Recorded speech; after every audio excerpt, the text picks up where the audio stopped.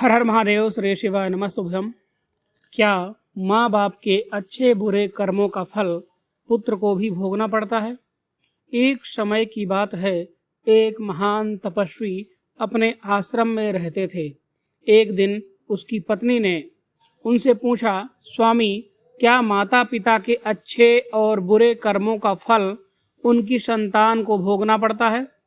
तभी महात्मा ने कहा, हे देवी, माता पिता के अच्छे और बुरे कर्मों का फल उनकी संतान को अवश्य ही भोगना पड़ता है।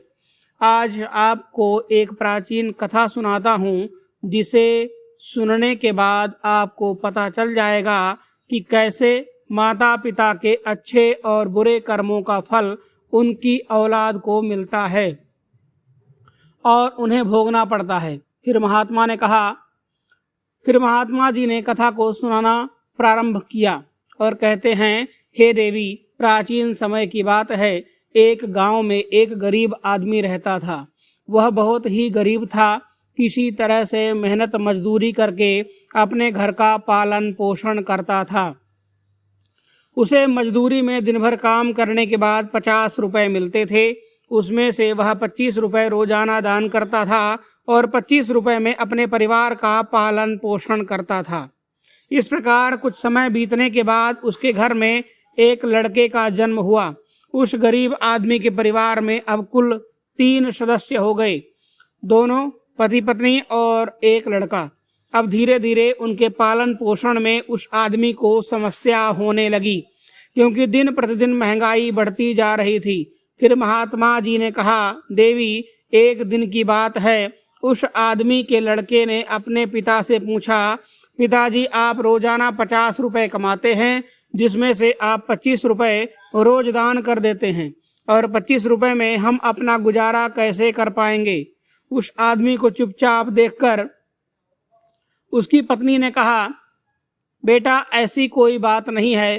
तुम्हारे पिताजी रोज 50 रुपए कमाते हैं और 25 रुपए दान कर देते हैं। यह तुम्हारे लिए ही दान करते हैं, दूसरों के लिए नहीं। लेकिन वह लड़का इस बात को समझ नहीं पाया, क्योंकि वह बहुत ही छोटा था उम्र में। महात्मा ने कहा, हे देवी, इसी तरह से कुछ समय बीतता गया और उस गरीब आदमी का लड़का धीरे धीरे बड़ा होने लगा और उसकी उम्र 16 वर्ष की हो गई।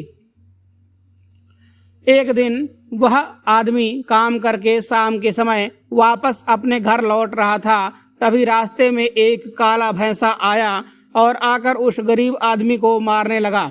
उस भैंसे के हमले की वजह से उस आदमी की वहीं पर मृत्यु हो गई। जब उस आदमी की पत्नी और उस लड़के को पिता की मृत्यु की खबर मिली तो उन्हें बड़ा दुख हुआ। फिर एक दिन उस गरीब आदमी के लड़के ने अपनी माँ से पूछा, माँ, हमारे पिताजी कहाँ चले गए हैं? उस गरीब आदमी की पत्नी ने कहा, बेटा, तुम्हारे पिताजी हम सबको छोड़कर यमपुरी में यमराज के पास चले गए हैं। तब बेटे ने कहा, जब पिताजी थे तो रोजाना 50 रुपए कमाते थे, हमारा पालन पोषण उसी में करते थे और 25 रुपए वह दान करते थे। अब हमारा पालन पोषण कैसे होगा? कैसे हमारा पेट भरेगा? फिर माँ ने अपने बेटे से कहा, बेटा, जिस घर में गरीबी होती है उसका कोई सहायक नहीं होता है, उससे सभी दूर भागने लगते हैं सिवाय भगवान के, क्योंकि वही गरीबों के सहायक होते हैं। फिर बेटे ने अपनी माँ से कहा, माँ, ऐसा मत सोचो, मैं यमराज के पास जाऊंगा और अपने पिताजी को वापस लेकर आऊंगा। हमारी गरीबी देखकर यमराज को हमारे ऊपर अवश्य ही दया आ जाएगी और वह हमारे पिताजी को मेरे साथ अवश्य भेज देंगे। महात्मा ने कहा, देवी, उस छोटे से बच्चे की बात पर उसकी माँ ने ध्यान नहीं दिया। फिर एक दिन की बात है, उस गरीब आदमी की पत्नी अपने लड़के को घर पर अकेला छोड़कर गांव में काम करने के लिए चली गई। उधर उस लड़के ने मन में सोचा कि मैं यमराज के पास जाऊंगा और अपने पिताजी को लेकर वापस आऊंगा। ऐसा सोचकर वह लड़का अपने पिताजी को लाने के लिए घर से चल देता है। उस लड़के को चलते चलते काफी समय बीत गया। फिर उसे थकान का अनुभव हुआ और वह एक बहुत ही विशाल आम के पेड़ को देखकर उसकी छाया में जाकर बैठ गया। तभी उस आम के पेड़ ने मनुष्य की आवाज में कहा, बेटा, तुम कौन हो और कहाँ जा रहे हो? मेरी छाया में आज तक तुम्हारे जैसा कोमल बालक नहीं आया है। फिर उस लड़के ने कहा, मैं एक गरीब आदमी का बेटा हूँ और अपने पिताजी को लाने के लिए यमराज के पास जा रहा हूँ। उस आम के पेड़ ने जब उसकी यह बात सुनी तो उसने कहा, बेटा तुम मेरे लिए भी यमराज से एक प्रश्न पूछ कर आना कि मैं कई वर्षों से यहाँ पर लगा हुआ हूँ, लेकिन मेरा एक भी पत्ता जमीन पर नहीं गिरता है और ना ही मेरी डालियाँ सूखती हैं। मैं कितने वर्षों तक और यहाँ पर खड़ा रहूँगा? मैंने अपने पूर्व जन्म में ऐसा कौन सा पाप किया था जिस कारण से मुझे इस योनि से मुक्ति नहीं मिल पा रही है? इसका कौन सा कारण है?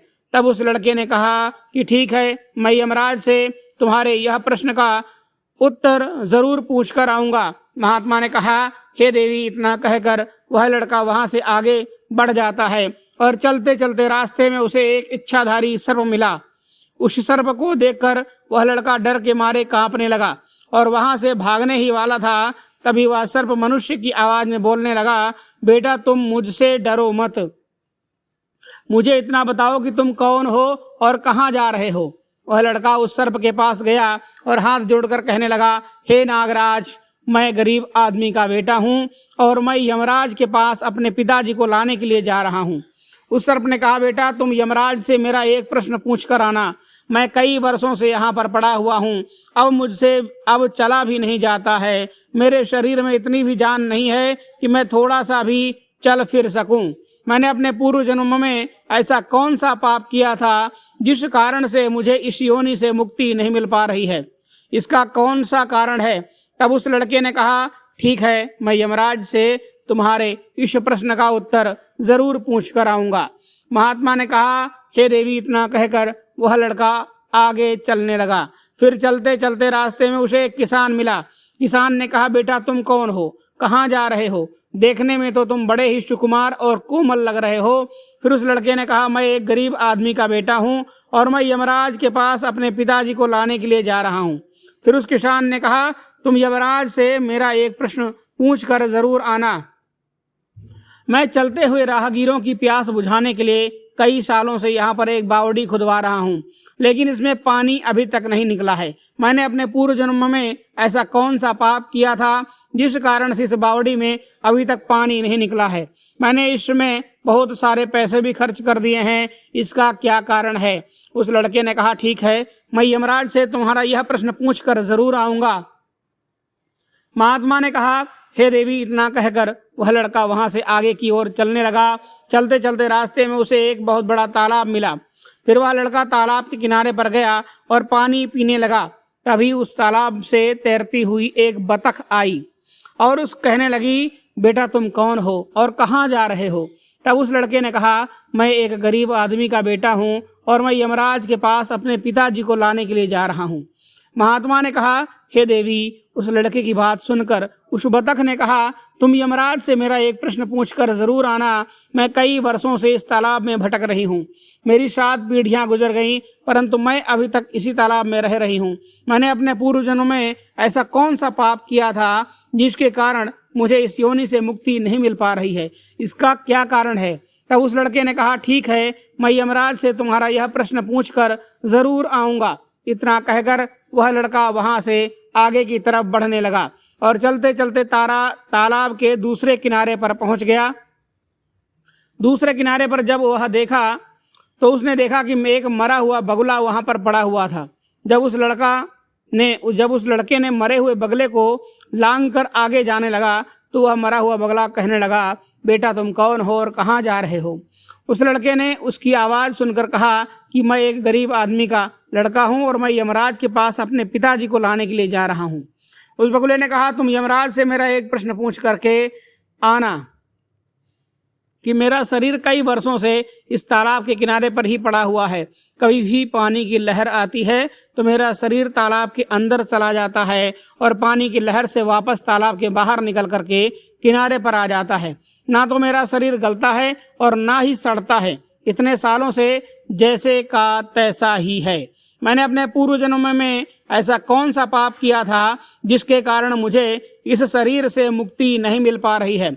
इसका क्या कारण है? उस लड़के ने कहा, ठीक है, मैं यमराज से तुम्हारा यह प्रश्न पूछकर जरूर आऊँगा।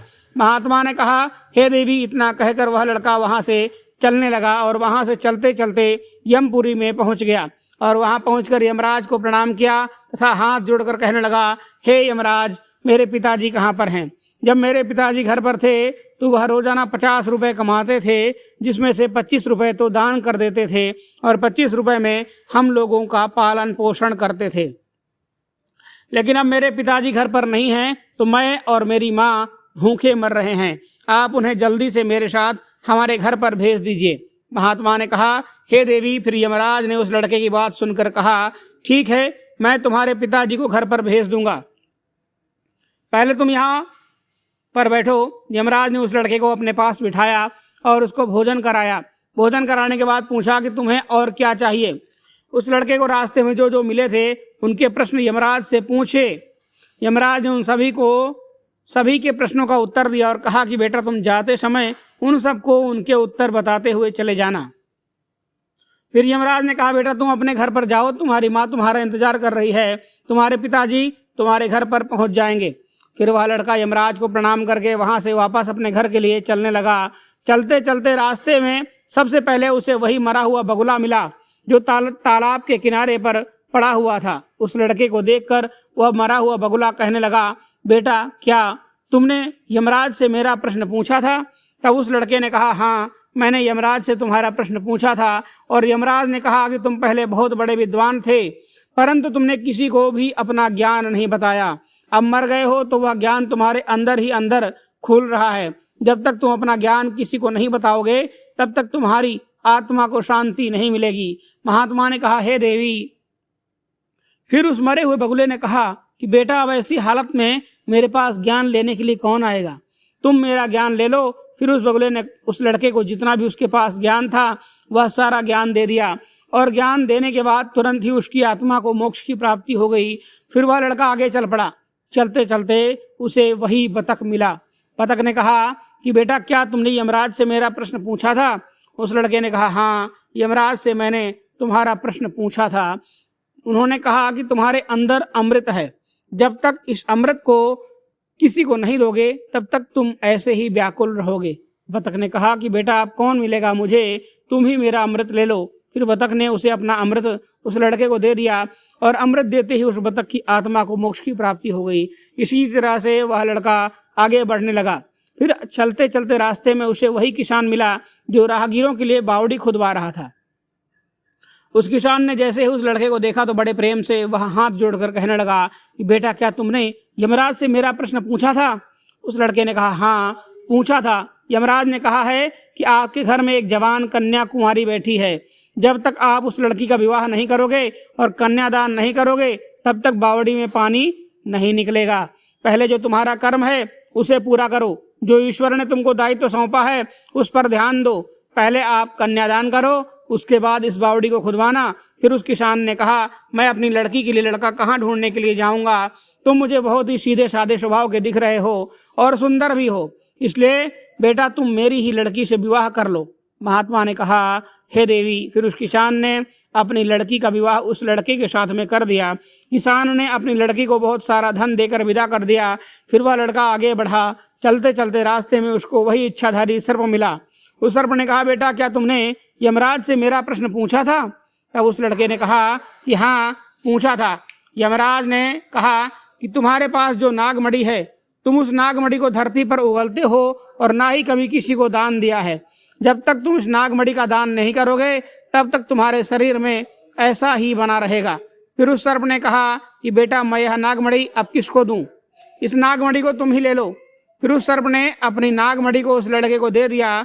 नागमणि को देते ही उस सर्प की आत्मा को मोक्ष की प्राप्ति हो गई और इस तरह से वह लड़का अपनी पत्नी को लेकर आगे चलने लगा।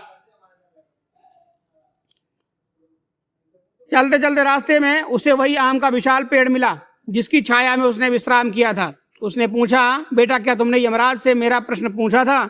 उसने कहा, हाँ, पूछा था। यमराज ने कहा है कि पूर्व जन्म में तुम्हारा काम स्कूल में बच्चों को शिक्षा देना था। तुम्हारा पद एक गुरु का था, परंतु तुमने अपने पद का सही इस्तेमाल नहीं किया। तुम शिक्षा देने के बजाय बदले में छोटे छोटे बच्चों से अपना काम करवाते थे और उन्हें अच्छी तरह से शिक्षा भी नहीं देते थे। तुम पूर्व जन्म में बहुत बड़े विद्वान थे, परंतु तुमने उन बच्चों को शिक्षा नहीं दी। उन्हीं बच्चों के श्राप के कारण तुम हिलडुल नहीं सकते हो। तुम्हारे अंदर जो ज्ञान भरा हुआ है उसे किसी को दे दो, इसके बाद ही तुम्हें मोक्ष की प्राप्ति होगी। महात्मा ने कहा, हे देवी, उस लड़के की बात सुनकर उस आम के पेड़ ने कहा, मैं यह ज्ञान किसे दूंगा, तुम ही ले लो। फिर उस आम के पेड़ ने उस लड़के को अपना जितना भी उसके पास ज्ञान था सब दे दिया। जैसे ही आम के पेड़ ने उस लड़के को अपना ज्ञान दिया तो उसकी भी आत्मा की शांति हो गई, उसको भी आत्मा की शांति मिल गई और उस पेड़ की योनि से मुक्त हो गया।